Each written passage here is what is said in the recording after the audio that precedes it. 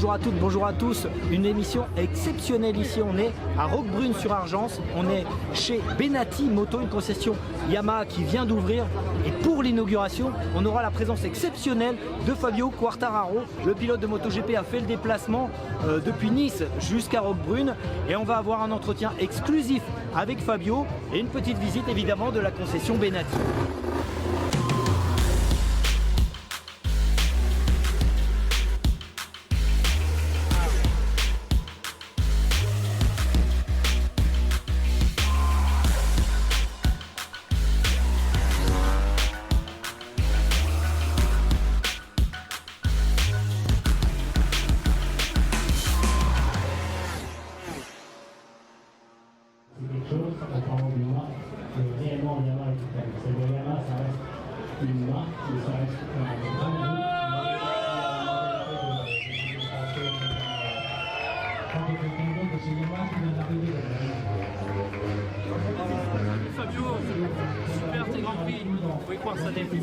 En attendant que Fabio arrive, qu'est-ce que ça te fait, toi? Est-ce que tu n'as pas eu trop de pression en te levant ce matin?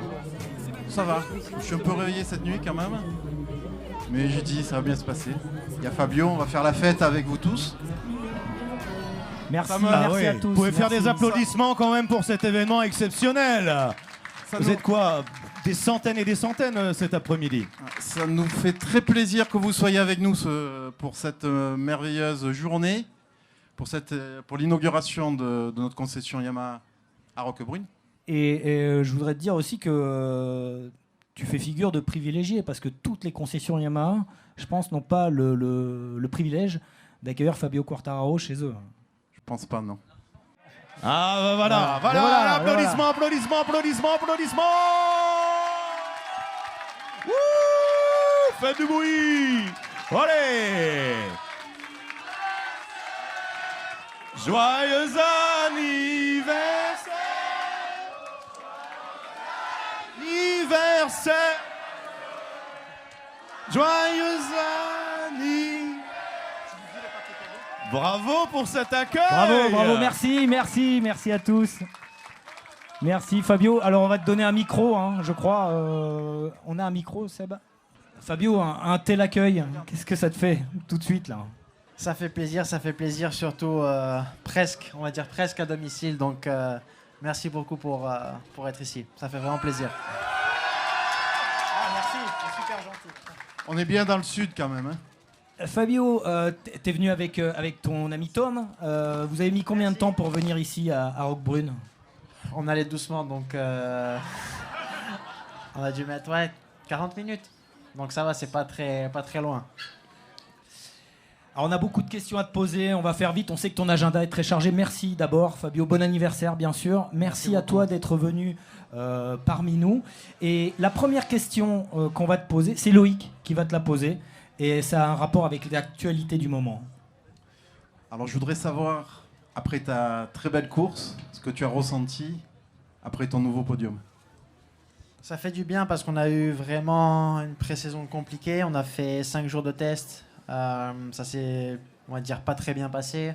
On a commencé le premier Grand Prix. On a fait de mauvais résultats. Après, on est parti en Argentine. On avait la vitesse, mais on n'a pas eu de résultats. Donc, avant de revenir en Europe, ça fait du bien de remonter sur le podium. On a la vitesse, mais on n'arrive pas à se qualifier dans les bonnes positions. Donc, voilà, l'objectif, c'est de se qualifier dans les 2 premières lignes. C'est peut-être un problème d'électronique Non. pour le passage en courbe? Non, c'est pas plus que de l'électronique là. C'est tout simplement qu'il manque encore énormément de puissance. Et avec la puissance, on peut vraiment tout faire. On peut pas rajouter plus d'aéro parce qu'il nous manque de la puissance. On peut pas vraiment faire de modifications parce qu'il nous manque de la puissance. Et on doit toujours privilégier ça parce que voilà, dans le dernier Grand Prix, je me suis fait déposer dans la ligne droite et sans la puissance, on peut vraiment rien faire. Donc Austin, c'était un des circuits les plus compliqués. Jerez, ça sera beaucoup plus petit, donc je pense que ça ira mieux. Bon, Fabio... Mais quand même, David, oui. Quand même, les Ducati te gênent en courbe. Hein, quand tu arrives, parce que tu passes plus vite qu'eux en courbe, quand même. En fait, c'est pas gêné, parce que en chrono, ils roulent aussi vite que nous, voire quelques-uns plus vite. Mais tout simplement, c'est style de pilotage qu'ils ont, ils peuvent vraiment profiter de l'accélération de la puissance de leur moto pour rouler d'une façon beaucoup plus souple et je dois être beaucoup plus agressif. Donc quand je roule tout seul, j'arrive vraiment à faire les chronos qu'il faut. Mais quand je suis derrière eux, on a vraiment des difficultés même à rester derrière eux. Il faut toujours que je laisse quelques mètres pour faire mon style de pilotage. Donc il y a un petit peu l'électronique qui embête quand même un petit peu. Non. L'électronique vraiment n'a rien à voir là-dedans. C'est par rapport à tout simplement la puissance qu'ils ont. Ils peuvent l'utiliser d'une façon parce que l'électronique, elle est vraiment optimisée à 100% et la puissance aussi. Donc c'est pas vraiment un problème d'électronique. C'est pas du tout un problème d'électronique, mais plus niveau puissance. D'accord. De toute façon, Yamaha travaille dessus. On est confiant là. En tout cas, pour cette année, on est un peu bloqué. On est un peu bloqué parce qu'on ne peut pas ouvrir le moteur, on ne peut pas faire grand-chose d'exceptionnel. Mais c'est à moi de me battre et essayer de faire la différence. Merci. Merci Loïc.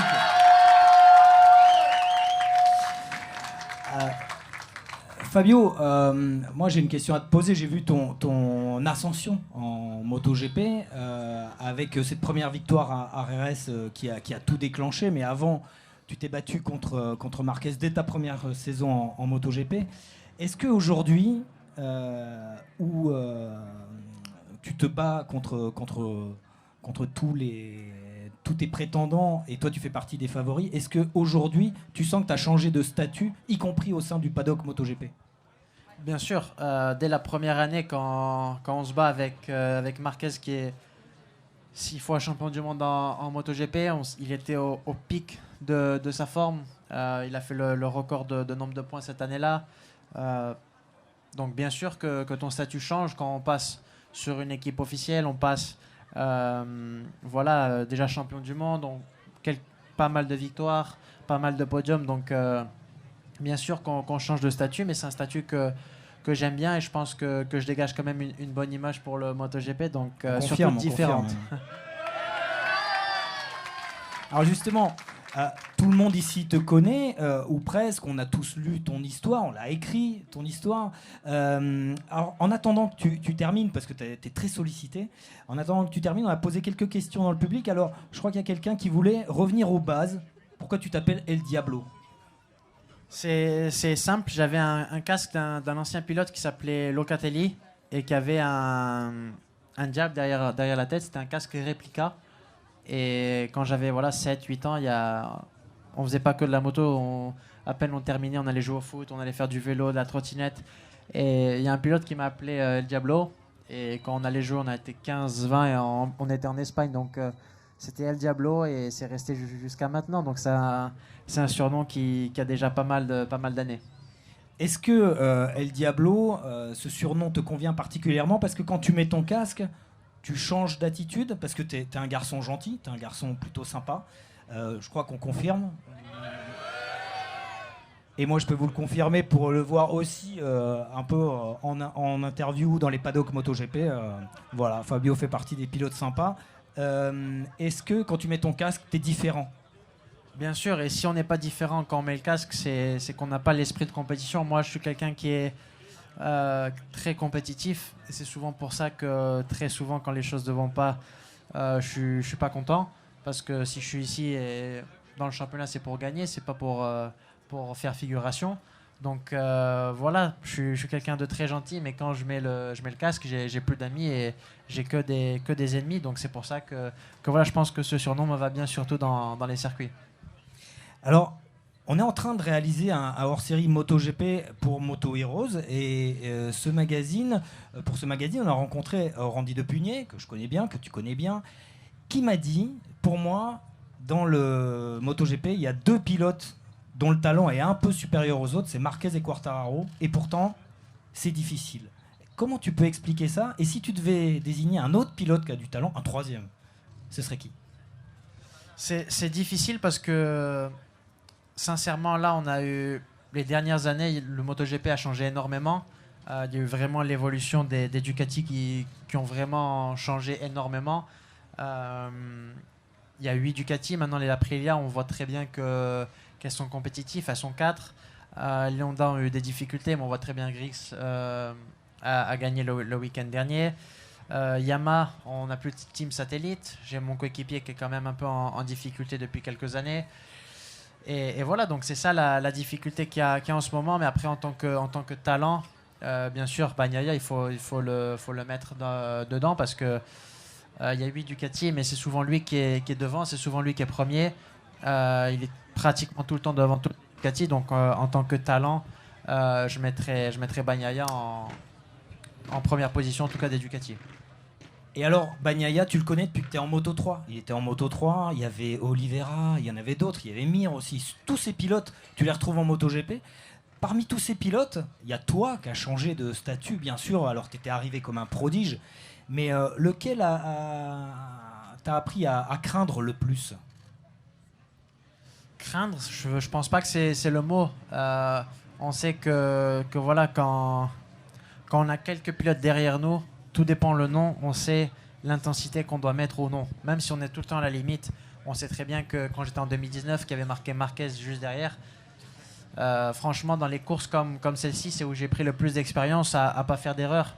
Parce que quand il y a marqué Marquez pendant toute la course et qu'il est vraiment collé à nous, c'est sûr qu'on doit vraiment faire des efforts et essayer de rester devant. Mais bon, il y a eu pas mal de fois où... les 2 fois où je me suis battu avec lui, j'ai perdu malheureusement. Mais après, je pense que voilà, c'est l'expérience qu'il faut prendre dans une course comme ça. C'est que partie remise. Exactement. Après, avec lui, j'ai pas eu vraiment une belle bataille encore comme en 2019, mais je pense qu'il y en aura. Allez, les applaudissements. Ça va le faire. On est persuadé que ça va le faire. Merci. Fabio, une petite question sur la saison qui arrive. Est-ce que, avec Eric Mahé, qui est ton manager, avec Tom, qui est avec toi souvent, est-ce que, avant de faire une course, est-ce que vous élaborez une stratégie ou est-ce que c'est à fond et on verra? Non, les stratégies, ça se parle surtout avec mon staff technique, parce que c'est eux qui ont le plus d'informations sur le week-end, sur les données. Ce qui est assez simple maintenant, c'est que les stratégies sur les courses du samedi, il n'y en a pas. C'est d'être à fond du début jusqu'à la fin. Et avec ça, on sait exactement basiquement, les stratégies, c'est s'il y a vraiment des problèmes de durabilité sur les pneus. Et souvent, il n'y en a pas. Donc, la stratégie est vite faite. Mais c'est vrai que dans les circuits où on a des difficultés avec les pneus, on sait très bien que vu qu'on est en infériorité sur la vitesse de pointe, il faut surtout essayer de faire un gap dans les premiers tours, faire le groupe le plus petit possible et ensuite essayer de garder les pneus le plus frais possible. On est chez Yamaha, tu es un pilote Yamaha. Depuis que tu es arrivé en MotoGP, tu as toujours été Yamaha. Tu fais suite à beaucoup de pilotes français avec cette marque en fait. Tournadre, en premier champion du monde français, c'était sur Yamaha. Saron, 2 ans plus tard, c'était encore sur Yamaha. Laconi gagne en 500, c'était Yamaha. Bref, Olivier Jacques en 2000. De ces noms, de ces anciens pilotes Yamaha, lequel te parle le plus? Alors, c'est vrai que c'est pas trop mon époque. Ça fait déjà pas mal d'années, mais si je dois dire un pilote, je dirais peut-être Olivier Jacques. Olivier Jacques, c'est celui qui me parle le plus dans la bataille avec un ancien pilote aussi dans la dernière course. Avec Nakano, oui. Nakano, exactement. Donc, si je devrais vraiment me rappeler d'un pilote, ça serait lui. Tu l'avais vu cette course? Non, je l'avais pas vu en direct parce que je sais même pas si j'étais né. Non. Mais en tout cas, je l'ai revu en replay. Donc voilà, ça fait plaisir de voir aussi d'autres pilotes français au top niveau. Est-ce que, Loïc, tu as une dernière question? Tu avais posé la première, tu vas peut-être poser la dernière, sinon j'en ai une. Vas-y, Ouais. je te laisse l'honneur. J'ai eu une question, ça va être une question de quelqu'un du public qui m'a demandé avec qui dans le paddock MotoGP tu t'entends le mieux. Quel pilote, bien sûr, parce que... Alors, pour être honnête, on s'entend bien, mais on n'a aucun ami. C'est vraiment que du respect. Mais si je devrais vraiment dire une personne avec qui je m'entends le mieux, ça serait Miguel Oliveira. C'est quelqu'un que j'apprécie énormément. Donc voilà, mais on sait faire une séparation entre le respect et l'amitié. Donc voilà, je m'entends très très bien avec lui, mais comme tout, je pense qu'on ne peut pas vraiment avoir une relation d'amitié quand on est là pour se battre tout le week-end avec la même personne. Merci Fabio, merci d'être venu, merci beaucoup. Hey. Merci à vous tous. Alors, Merci Loïc. excusez-moi. J'ai un petit présent pour Fabio. Pour remercier Merci, c'est de la vraiment part de gentil. toute l'équipe. Et pour ton anniversaire aussi. On lui refait un joyeux C'était il n'y a anniversaire. pas longtemps. C'est joyeux joyeux anniversaire. Un petit souvenir de cette merveilleuse journée, Ouais. de cette exceptionnelle journée, de t'avoir à nos côtés. Merci beaucoup, merci. Merci Fabio. Alors comment ça va se passer? Juste pour vous donner un petit peu la suite de l'événement, Fabio va retourner un court instant, prendre un verre d'eau et aller inaugurer, mais rester là, inaugurer la plaque à l'occasion de cette inauguration de cette concession. Donc il va faire le tour. Bon, Loïc, on visite ta concession, celle qui est maintenant Benati Moto, depuis novembre maintenant. Depuis novembre, nous sommes installés à Roquebrune-sur-Argent. Nous avons déménagé de Draguignan où on était depuis 72 ans. 72. Et la première concession historique Benati, c'est quelle année? C'est 1951 avec mon grand-père qui a commencé. D'accord, c'était aussi à Draguignan. C'était aussi à Draguignan avec la marque Thérault. Yamaha nous a demandé de nous occuper du secteur de Fréjus-Saint-Raphaël Oui. et de Draguignan. On a dit oui. Ouais. Et le pôle central, c'était Roquebrune avec maintenant Saint-Tropez. Et avec donc cet événement, ce grand événement, avec le plus grand pilote français du moment pour marquer le coup. Notre grand champion, Voilà, un champion du Sud aussi. Donc, De Nice, de de pas Nice, loin. voilà, de pas loin. Et donc cette concession, alors il y a la partie vêtements là-bas, il y a les motos, je vois les sportives. Il y a aussi pas mal de photos historiques de ta famille impliquée. alors ça c'est mon père qui faisait les courses de côte. Ouais. Il y a d'ailleurs, on pourra voir ces deux machines de course aussi. Alors là, c'est les sportives. Ça, c'est les sportives. L'endroit sportif. Le sport, t'accueilles Fabio Quartararo aujourd'hui. Le sport, c'est pour la famille Benati, c'est important. Et pour toi en particulier ou pas? Oui, c'est très important, oui, oui. Je suis moi-même passionné bien sûr de MotoGP. Ouais. Bon, j'ai roulé aussi sur circuit, donc plus maintenant j'ai plus le temps. Et là, la fameuse R7, La vraie. Ouais, la vraie qui a roulé. Moi, je me rappelle de la R7 dans les années fin des années 90. C'était, Voilà, c'est ça, fin des années 90. ça faisait rêver, quoi. Bol d'or, La R7 historique, là aujourd'hui, Yamaha a ressorti une R7 mais différente. Hein. différente. Voilà, la petite R7. La petite En R7 bleu. qui est sur le podium. Et dis-moi Loïc, il n'y a pas que la vitesse et le MotoGP, puisque tu as fait venir aussi la surprise Gauthier Paulin. Gauthier ici. Paulin. Ouais, ouais. Et donc qui tu le me suis, fait tu le m'as dit plaisir. depuis qu'il est comme ça. Ah, depuis tout petit, hein, c'est un dracé noir. C'est toi qui l'as conçu l'implantation du magasin, vous êtes libre ou c'est Yamaha qui vous impose? C'est Yamaha. Hein. Ouais, ouais. Il y a des corners. Il y a des corners, il y a un donc là c'est le corner corner move, roadster, un move corner fil et le corner race. et le corner race. Donc, c'est celui qui nous intéresse aujourd'hui. Aujourd'hui. Là-bas, il y a des photos il y a une moto de ton père, je crois. Tu nous la montres? On peut aller là-bas. hein, Allez, ça déjà. marche. C'est sa moto de course, donc qui est vice-champion de Provence, Ouais, fin des années 60, d'accord, en d'accord. 68 et en 69. Donc celle-là, elle bouge pas, elle est là, elle est en expo. Exactement. Toi, alors Benoît, bravo, Benoît, toi, t'as remporté la course. T'as fait deux. Voilà, la Andy Race sera en ouverture des 24 heures du Mans. Donc, il y a du beau monde ici. T'es d'où? Ah ouais, d'accord. T'es venu exprès à Saint-Afrique. D'accord, Benoît Guibal, donc un grand champion. Le hein. plaisir, Ouais, grand plaisir d'être avec nous. D'accord, merci. On va continuer la visite.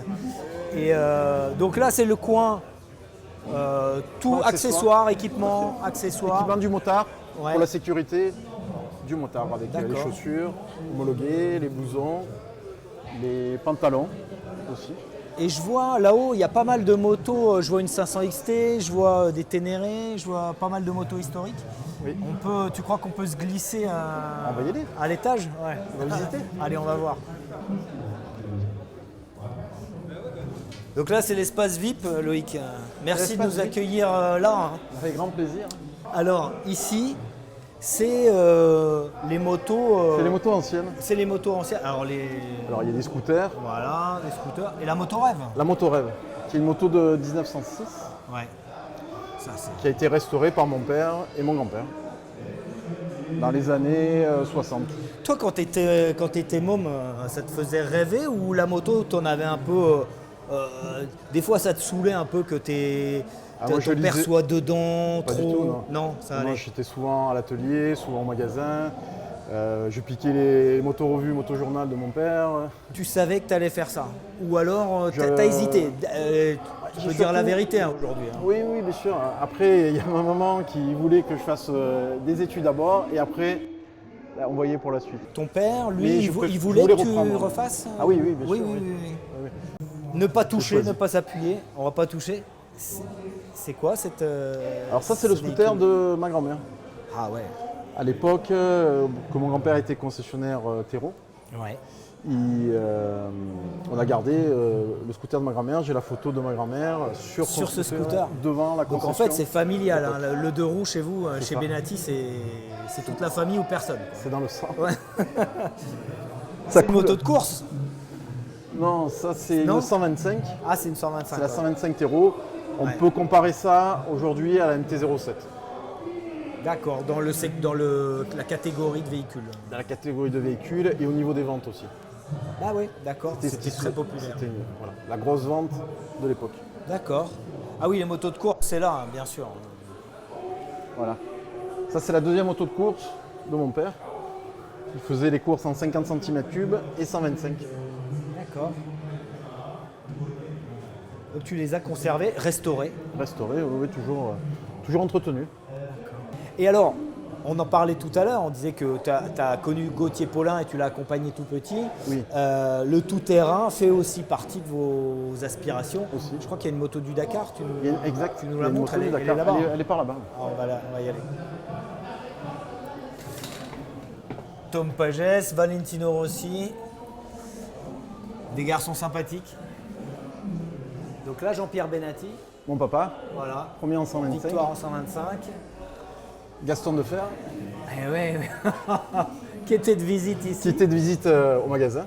D'accord. JCO. Et alors JCO, ouais. Et la moto du Dakar. Donc qui a roulé sur cette moto? C'est Marc Barral, notre D'accord. pilote qui est présent. Hein, Ah, il est là. aussi, qui est là aussi. Il est là en photo avec David. Avec David Frétinet. D'accord, ouais. Voilà, il est arrivé à Dakar en 2006. Et Loïc, il y a des trésors ici. Il y a de vrais trésors. Est-ce que les clients ont le privilège de venir ici à l'étage? Parce qu'ils doivent les voir, ces motos, hein, ces vitrées. Il les voit, Ils sont curieux. on fait des visites VIP Ouais, d'accord. Donc un petit peu sur demande, quoi. sur demande. Ouais. D'accord. Vraiment les passionnés. Hein. Ouais. On sent qu'il y a quelque chose derrière, qu'ils ont envie de voir ou de revoir des motos de leur enfance, d'avant. Et alors j'ai une petite question subsidiaire à te poser. Oui. De toutes ces motos qui sont à l'étage, si tu devais n'en garder qu'une, c'est laquelle? Celle-là, Celle-ci? oui, Pourquoi? la TDR 250. C'est la tienne? C'est la mienne, oui. C'est la tienne? C'est celle avec laquelle tu as eu tes émotions? Oui, en fait, c'est une moto, j'avais pas encore le permis quand elle est sortie et j'en rêvais. Ouais. C'est une moto que je rêvais. Quand j'avais le permis, j'avais qu'une envie, c'est de rêver, de tourner et de rouler avec ça. Et alors celle-là. quand tu l'as eu, est-ce que tu te relevais la nuit pour la regarder dans ton garage? Ah ben, surtout, oui, chaque fois que je passais devant, j'avais la banane. Ah ouais. D'accord. Et donc tu l'as gardée, elle est là, elle est Elle est là. exposée. Personne ne le sait, mais c'est ta moto fétiche. C'est ma moto fétiche. Merci Loïc, merci pour Merci, cette David. petite visite de la concession Benati. Avec et puis grand plaisir. longue vie à Benati pour plein de générations encore. Ben, j'espère qu'on se reverra encore dans 20 ans, voire plus. Ouais, j'espère aussi.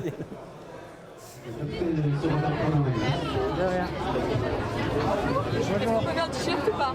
Allez.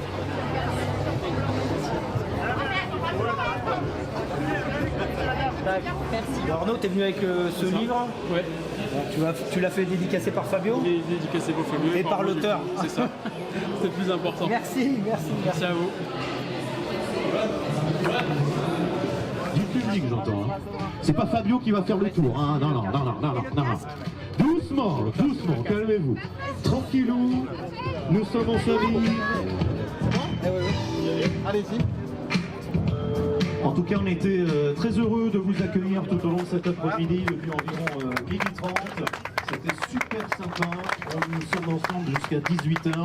Ça se prépare, vous voyez, toutes les équipes sont sur le pied de guerre. Ça se prépare pour le patron de la Rose avec le champagne.